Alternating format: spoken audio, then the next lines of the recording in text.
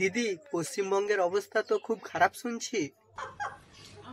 আপনারা দেখেছেন, আপনারা চোখ দিয়ে দেখেছেন। দিদি, আপনি আরজি করের ঘটনাটাকে নিয়ে কি বলতে চান? পশ্চিমবঙ্গের যে হেলথের কন্ডিশন রয়েছে, কোনো প্রবলেম নেই, আমরা কোনো প্রবলেম রাখিনি।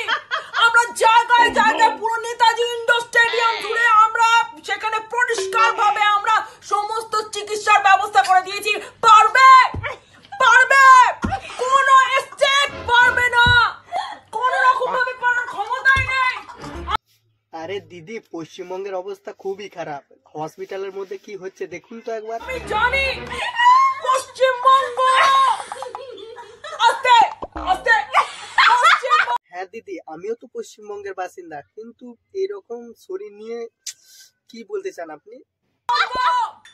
আমরা পশ্চিমবঙ্গের বাসিন্দা, নিজেদের শরীর নিজেদেরকে খেয়াল রাখতে হবে।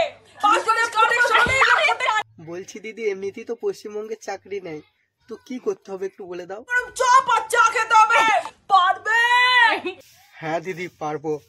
বলছি দিদি, গুজরাট নিয়ে কি একটু কিছু বলো।